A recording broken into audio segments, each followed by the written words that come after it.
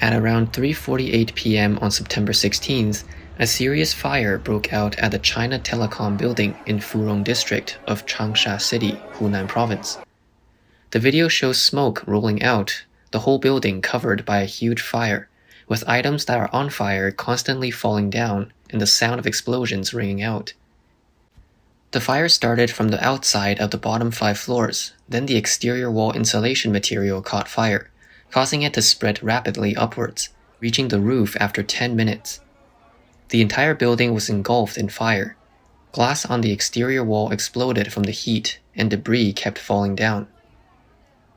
In addition to China Telecom staff, nearby residents said that the 42-story building was filled with people from other companies, and since it was working time, there are probably thousands of people inside. Building security staff organized the evacuation of people through the safe passage, and the elevator was closed. A woman who was on the 24th floor at the time of the fire said it took her about 6 minutes to run down to safety.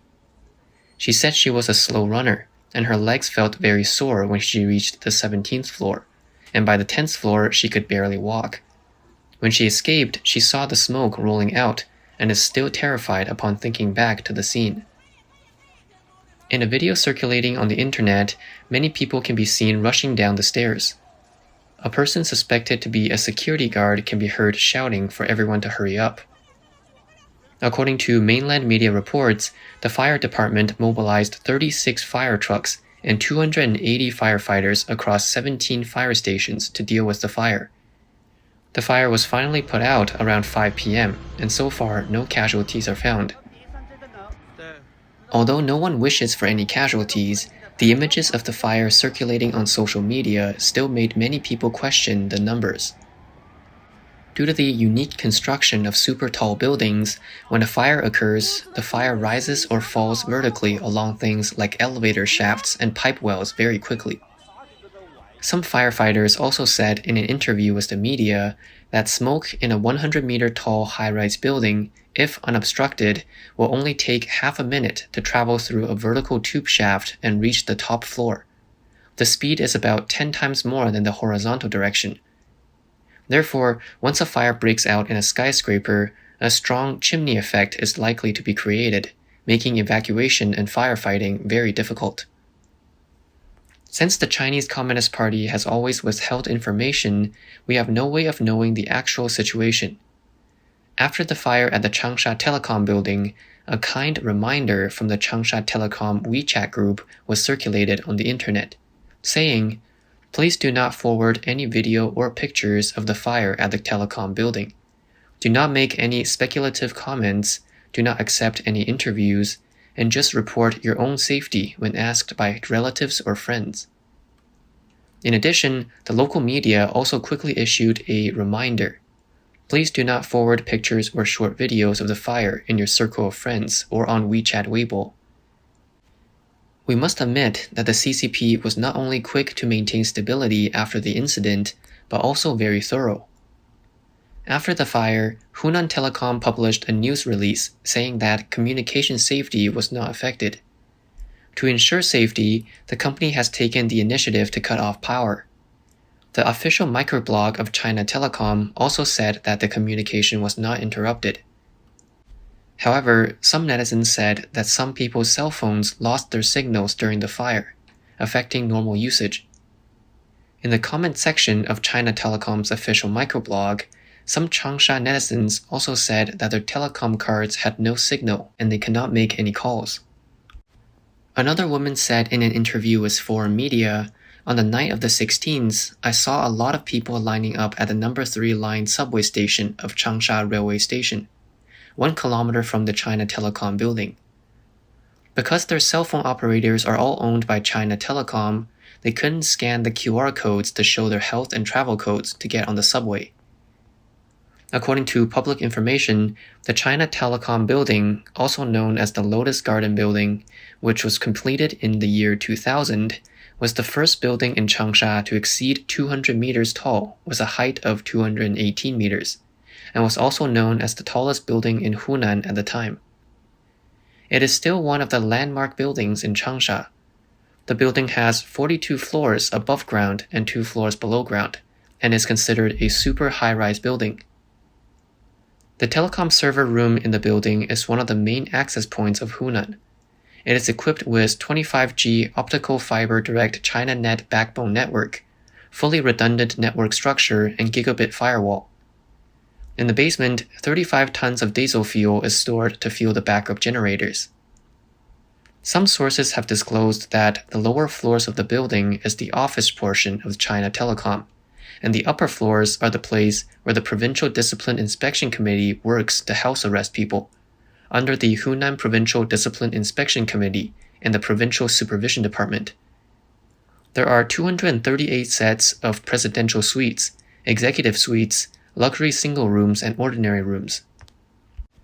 To explain, when investigating and dealing with corruption among party members and cadres, the Discipline Inspection Commission of the CPC generally proceeds with double regulation, which is to require them to explain the issues involved in the case at a designated time and place, in order to prevent the person under investigation from evading the investigation, conspiring, or attempting to flee. There is no specific time limit for this. Generally, it's 6 months, with the maximum period not exceeding 1 year. The locations are usually secluded hotels and other places, so it's very possible that such double regulation locations are hidden in telecommunication buildings. In addition, someone also found out the tender information of the building's fire protection maintenance, showing that there are hidden problems with fire protection equipment. China Telecom's Hunan branch invited tenders in mid-August for the maintenance of the firefighting equipment of the building.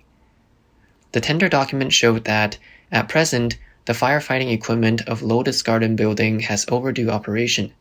Some equipment settings do not comply with the current national standards and norms, and the fire alarm system and smoke expulsion system still have relatively large safety risks. The estimated total amount of the tender is over 4.4 million RMB. However, on September 5th, the company's tender platform released an announcement that the tender had failed.